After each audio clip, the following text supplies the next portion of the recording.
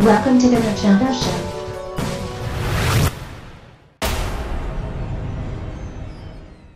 I've actually had a really long run of good games that I've reviewed, so I kind of wish for a game that's not so good. How am I going to find a bad game though?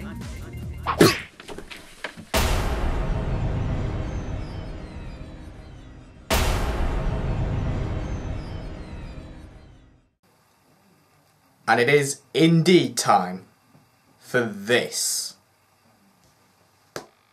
Now, in all honesty, there has already been a gigantic mountain of stuff said about this game. Some people praise it, while others condemn it to the depths of hell below Simon Cowell. But what about hearing the thoughts of a gamer who actually wanted to play this? Yep, believe it or not, I was one of a select few weirdos who desperately wanted to get their hands on it. It's mainly because I was a strong follower of the Sonic franchise back then, and I still am to this day. But I suppose part of it was also down to the fact that it was my 13th birthday the same year that Shadow the Hedgehog was released, and that it was the perfect time for me to start looking for more mature games to play. This, after all, garnered a PEGI 12 rating due to its darker narrative and, for the first time in the Sonic franchise, mild profanity, which is now a hallmark of this game that everybody remembers it for. But now that I'm older, what do I make of it now? Do I side with the masses who still think this game is utter garbage? Or do I think that it's an unappreciated diamond in the rough? It's probably not the latter, but let's do the deed anyway and see what's what. Hang on a second, when did this game warrant such amazing looking FMVs? These are legitimately great looking cutscenes. It really looks like a great deal of effort went into these, and in my opinion they still look impressive even by today's standards. Plus it's showing off Shadow the way he should be shown off. A major fucking badass. Those sequences, that soundtrack, and that motley crew of characters. Oh, it's so good! I really hope the rest of the game lives up to this. Oh, I may have jinxed this already, guys. Now, I don't have that many comments about the menu system here. It's basic and functional, the navigational buttons are all correct, and to be honest, that soundtrack is pretty rocking. But one thing I will say is that the sound effect used when you select something is just plain morbid. It's quite literally a gunshot sound. There's nothing subtle, nothing gentle, nothing like a little ding sound. Quite literally a gunshot from a pistol. Even the scrolling sound is just as bad because that one plays a gun reloading sound effect. I mean, sure, yes, okay, fine, yeah, I get it, okay. This game is supposed to be edgy and mature, but we have freaking gunshots already, and we haven't even gone to the game yet. I can't do the game.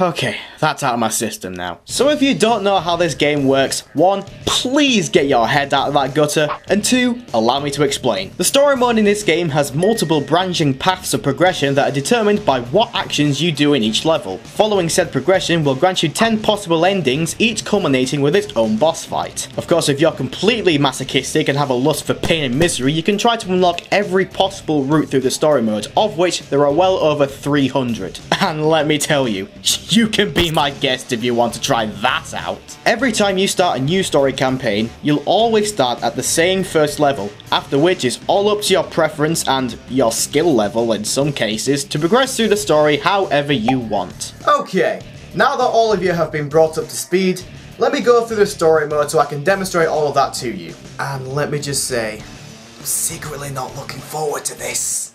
So the story begins with this pleasant FMV showing Shadow brooding and staring at the city of Westopolis. It's also the time of the Festival of the Black Comet, a celebration of the Black Comet passing by the Earth that occurs every 50 years. After some rather chilling flashbacks and some more moaning about how he doesn't remember anything, Shadow then watches on as from quite literally out of nowhere, the city begins to be torn apart by strange creatures. Now being all, "Screw you guys," Shadow is about to turn away, when he is then greeted by a being known as Black Doom, who informs him that the day of reckoning is coming, and tells Shadow to gather the 7 Chaos Emeralds. Fun fact number 1, the guy who voices Black Doom also provides the voice of Goku for the Funimation dub of Dragon Ball. Mind blown! Anyway, leaving Shadow bemused, Black Doom then decides to bugger off, and Shadow comes to an ultimatum to find the Chaos Emeralds so he can find out about his forgotten past. And from then on in, the story's all down to you. Not that you'll find any of it interesting anyway, it's basically just a load of, "Who am I? And why can't I remember anything? Get those Chaos Emeralds. Maria! Maria! Maria! Maria, where's that damn fourth Chaos Emerald? And not that it's all relevant anyway, because once you get all 10 of the pseudo endings in the story mode, a final true ending is unlocked, where... Spoilers! Long story short, all those 10 endings you just played through are utterly ignored, and Shadow ends up being the good guy all along. What? Hero or villain, you decide, huh? Well, I think you might be telling some porcupines, you sly devil, you. God's sake. Fun fact number 2. This was the first game to feature the 4-Kids Sonic X voice cast, including Jason Griffiths as both Sonic and Shadow. Now, one possible reason for the change from the previous cast was the unfortunate death of Dr. Eggman's previous voice actor. But many of us believe that the true reason is that SEGA was all like, and decided to hire the 4-Kids crew. Pretty much. Okay. The time has come. It's time to look at the actual gameplay. Try to think happy thoughts. Try to think happy thoughts. I mean, for all I know, it might actually be better than I remembered it to be. Oh no. Oh my god, what? I want to actually kill myself right now. I mean, wow! This is definitely as bad as I remember it being. So the main mechanics go like this. Shadow can run about each level, he's able to jump, perform a homing attack, perform basic hand-to-hand combat, and use a triangle jump to get around. So it's just like Sonic! I hear you cry. But now the big changes in the formula come in the form of weapons and guns. Shadow can pick up varying weapons and swords to defeat all in his path, and as he leaves a path of destruction in his wake, his actions will fill either one of the 2 gauges at the top of the screen, the red one representing dark actions and the blue one representing heroic actions. When either gauge is full, Shadow's mindset becomes engulfed in power and he becomes invincible for a short time. If his mind is fueled by darkness, he can unleash a devastating chaos blast to obliterate everything within a certain radius. On the other hand, if his mind is fueled by good, he can use chaos control to fly through the stage at supersonic speed. There are also a number of checkpoints scattered throughout each level. Once you touch one, you can teleport to another checkpoint you've touched to visit previous parts of the level to search for the things you need. Other things this game offers are these secret doors that hide special things behind them. Finding the 5 hidden keys strewn about each level will let you open them. Now all of that together sounds pretty good on paper, but now I'm going to go into the reasons why this game is such a chore to play. I think the biggest reason why I have such a hard time with the gameplay is trying to get the grips with the awkward as hell camera controls. I mean, let's ignore the fact that the default view has way too much zoom on it, but as I'm playing, it's doing everything I don't want it to, being wholly unresponsive and clunky, hiding away dangerous pitfalls from me until the very last moment, and panning to less than helpful angles so I can't see what I'm doing. Why has he done this? Why has he done this?